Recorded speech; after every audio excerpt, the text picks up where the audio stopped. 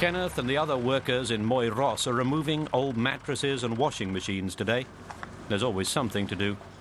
These long-term unemployed people are paid to clear up what their neighbours throw away. Moyross, a part of the town of Limerick, is one of Ireland's poorest areas. Most of the people here receive welfare. Gang wars and drugs are a major problem. A strong, thriving Europe is a long way away. I don't know what the Lisbon Treaty is, but something I do. I don't want a foreign national. I don't want a European government telling me what I can and what do. I prefer my own government to tell me. Like so many other projects in Moyross, Kenneth's is financed by the European Union, but most people aren't aware of that. While the workers themselves mightn't fully realise where their money is coming from, they realise the benefits of being able to get trained and move on to better paid jobs. So yeah, we do need to be part of Europe. Better to be inside having the debate than to be outside looking in. Paddy Flanagan heads the neighbourhood centre in Moyross, which is supported by the EU Social Fund. There was issues raised the last time that were debated. Paddy is trying to convince residents to vote for Europe this time around. You can't take away the minimum wage that they have. We already came out and said no as a country, and I think we should be left at that. Nobody has the right to come along from any place to tell us that we have to go out and spend millions again, or thousands, just to vote for a second time. Our voice should have been heard the first time, let's not go out again.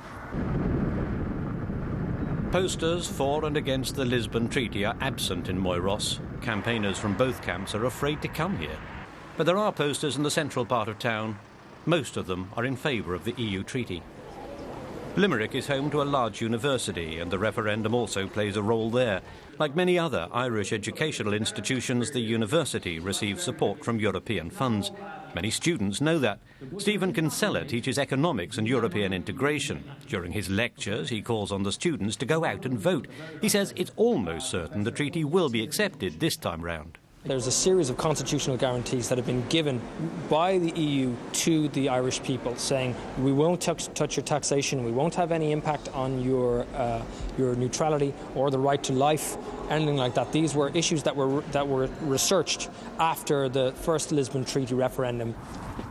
Eric Doyle and his friends want to be certain. They're distributing leaflets. They weren't quite so active during the last referendum. As they go door to door, they realise a bit of persuasion is needed. Neighbour Mary, for example, didn't even vote in the last poll.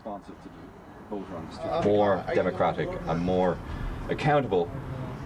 This time there's greater interest in the vote. The economic crisis has many fearing for their future. Especially now, when things are as bad as they are. We need to show some level of solidarity with our European partners, and it motivates me. I don't want to see Ireland fall behind, and I don't want to see Ireland's reputation ruined either. Moyross didn't profit much from the economic boom or the era of the Celtic Tiger, as the years of rapid growth in Ireland are now known. For Eileen Ryan and her neighbours, it wasn't exactly a roaring success either. They're now worried that the EU could interfere in Ireland's strict abortion laws, despite assurances to the contrary. Possible changes are also of concern to the 6 Franciscan monks in Moyross, who've laid out a garden in the middle of a few tumble-down houses. They find it difficult to trust Brussels' assurances. There's other people who are not so sure of that assurance, and that there could be some loophole somewhere down the line that could override that still. The Lisbon Treaty is a very complicated document. I haven't read it, and I don't know many people who have.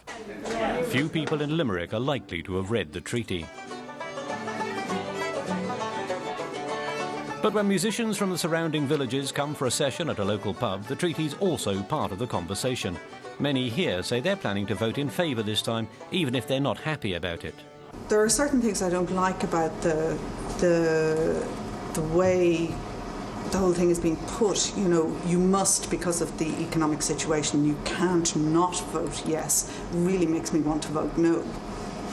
A lot of people feel they will vote yes because they're afraid. They're not happy to vote yes, but they will because they're afraid of the effect it will have on the country if we vote no. And as the moment of truth approaches, many European leaders and Irish politicians will be hoping that this time it will be yes.